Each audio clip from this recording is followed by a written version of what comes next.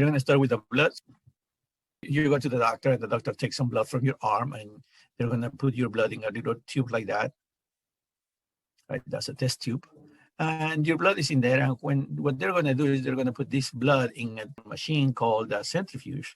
So the centrifuge is going to spin at high speeds, and that's going to force the red blood cells to drop to the bottom. So the red blood cells that you have in your blood will go right here at the bottom of the test tube when you centrifuge that. Now, the top part is going to be the liquid that we have in the blood. So since the red blood cells were in that particular fluid, and then after you put in the machine, these red blood cells went to the bottom, then for that reason, your blood is considered a suspension. Why is considered suspension? Because your red blood cells are suspended in this fluid. The red blood cells are not the only cells that you're going to have in your blood. In your blood, the cells that you're going to have in there, they're going to be called form elements. These are the red blood cells right here. Another name for red blood cells are going to be erythrocytes, that you can see here, right? Red blood cells. In addition to red blood cells, you're also going to have platelets, and you're going to have also white blood cells, which are also called leukocytes. You can see here red blood and white blood cells. In addition to that, we said on the top, we're going to have a fluid. Right? This fluid that we have on top of the tube, that one is going to be called plasma. Now, plasma, obviously, if that's a fluid, is because it contains water. The water is crystal clear, but you're going to have in there other materials, like, for example, proteins in there. Then, for example, these proteins are the ones that are going to be responsible for having this liquid in our blood yellowish instead of being crystal clear. What is plasma then, right? Then it's going to be the water plus proteins. And there's a whole bunch of other things in there as well. You have in there, for example, nutrients. You're going to have gases. You're going to have vitamins, hormones, etc., etc. So there's a lot of things that you have right here in the plasma. The most important ones are going to be water. 92% of that plasma is water. 7% of that plasma is proteins. And then the rest accounts more or less for 1%. Okay, so then that's what our blood is. So then let's keep moving then. Right here, if we get this blood and we put it in the microscope, well, this is what we actually see. As I said, most of the cells that you have in your blood are going to be red blood cells. That's why most of them are going to be red. Right? Which are these ones. These ones are the red blood cells right there. You have some platelets in here right there. Okay, so you have mainly red blood cells, platelets, and just a few white blood cells here and there. Okay, but this is what you see. So this is going to be called a blood smear. Okay, so then we keep scrolling down right here. What's the job of the red blood cells?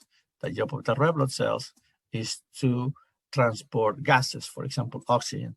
The job of the white blood cells is to fight infections. The job of the platelets is to help us stop bleeding. So that's the function of these three things. Now, I'm going to erase this one right here because this function is simple, meaning it's just to transport gases. This one is for us to help us stop bleeding. However, the white blood cells, they're going to help us fight infections. So we have multiple different types of white blood cells, right? So these ones are going to be, again, neutrophils, eosinophils, basophils, lymphocytes, and monocytes. However, these white blood cells are going to be classified into different groups, okay? And these two different groups are going to be based on the presence of granules that these white blood cells are going to have. So they can, so we say white blood cells, therefore we are going to have two groups. They can be either granulocytes or they can be agranulocytes. A means without, so that means that the white blood cells that are going to be agranulocytes don't have granules. So which ones are the granulocytes? Neutrophils, eosinophils, and basophils. And which ones are the agranulocytes? So then obviously those are going to be the lymphocytes and the monocytes. If we scroll down right here, we can see obviously the white blood cells here, right? But you can see in there the granules. Right? They have a whole bunch of granules in there, a whole bunch of balloons, right? The granules in there. And if you can see it here, hopefully you can see those in your book. There's granules in here again. These big ones, these purple ones, that's going to be the nucleus. The other ones are going to be the agranulocytes. For example, you can take a look at this one right there, right? It shows no granules in there. Okay, so then let's keep moving. Now we're going to talk about blood groups. What are we made of, guys? We said we are made of cells, right? But our cells don't look the same, right? For example, your cells are not the same as my cells. So then what happens, let's say when, okay, so we have Q cells, and for whatever reason, we want to put some Q cells in the body that has B cells, right? So the problem with this is that when you try to do that, when you put some Q cells in the P cells together, then the P cells are going to say we all are capital letters, and they don't match. These are not all capital letters. So therefore, I'm going to destroy it. So from the point of view of the P cells, they don't care if they are another human cells, or they don't care if they are bacteria cells. So from the P cells, the only thing that they identify is that they are not the same. So if they find this or this inside together with the P cells, this person's body is going to kill this because it's going to say, you don't look like me. And it's going to kill this because it's going to say, you don't look like me.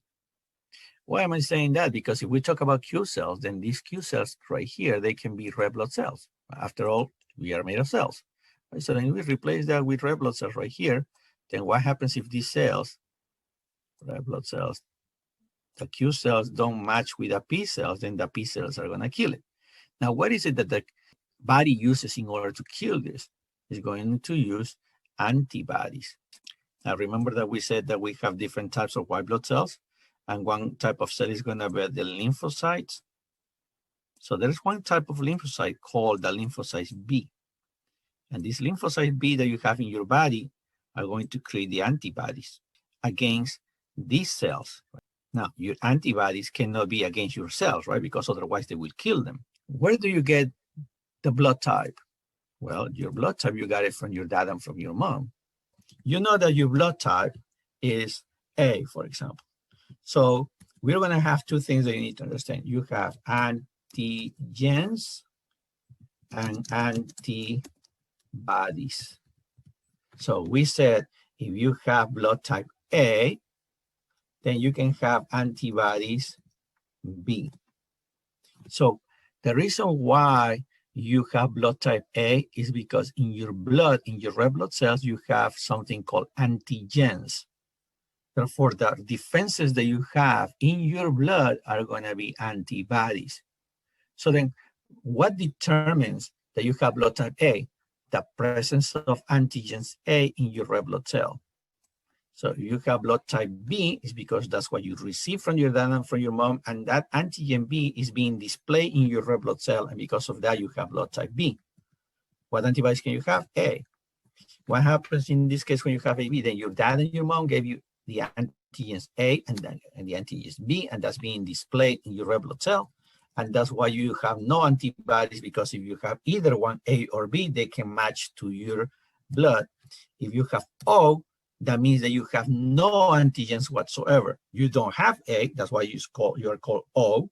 You don't have B, that's why you're called O, right? What does that stand for? Zero or no, right? Means that you have no antigens in there. Now, how do you see these antigens? So right here, they're showing you this in the book. So for example, this is antigens A, right? So they are showing here, this is just a graphical representation, right? You see they're showing there that you have that antigen in your red blood cell, and that's what determines your blood type. So if you have antigen A, this is what's given to you by your dad and your mom, then we consider that your blood type, therefore, is going to be A. If you have antigens B, right now you have antigens B right here. So then what blood type you have? Then you blood type AB. If you have antigens AB, you can see why they're there, because they're being displayed in your red blood cell. Therefore, they're going to be called A and B. And again, if you have O, then obviously you have nothing, right? You see, as you can see, there is O because you have no antigens. This is one way we're going to group the red blood cells. So right here it says blood groups. Now, is this the only type of grouping that I can do with all my red blood cells? No.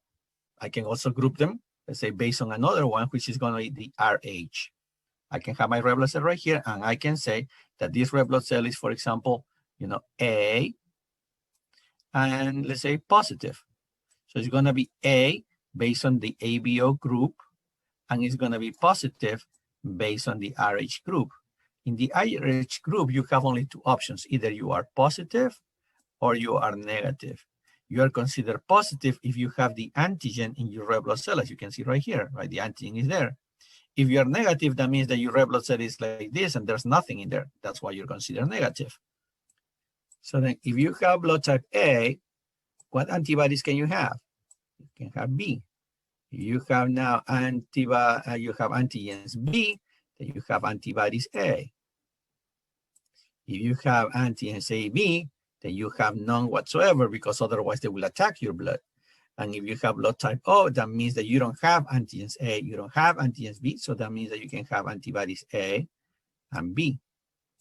Let's keep moving. So antibody and antigen reactions. Antigen is from the red blood cell, and antibody is from the plasma, the other part of the blood. So remember, why these reactions happen? The antibodies, they are going to be in your plasma. Remember, we said plasma is the fluid that you have in your blood. And antigen is going to be in the red blood cell.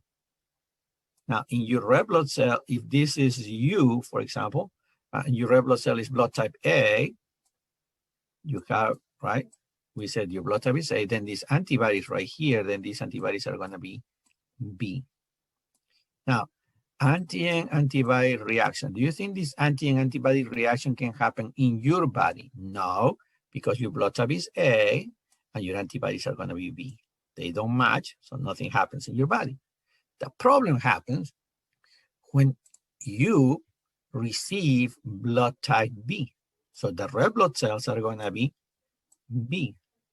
So when they put this blood in your body, then this is going to react with the antibodies that you have. And that causes the destruction of the blood. And that causes a lot of problems. So what do I mean that the red blood cells will get destroyed, right? So then what do I mean by that? Is when you do the testing, right, this is what you see. This is not the way our blood looks like. So then this is how it looks when I say that the blood gets destroyed, when the antibody and antigen, they match, and that's how they get destroyed. When you destroy the blood, that means that the blood type that the person has is going to be, for example, in this case, is going to be A positive, because you can see here, that's A, and this is positive. Right here, nothing happens, so that means that this is not B.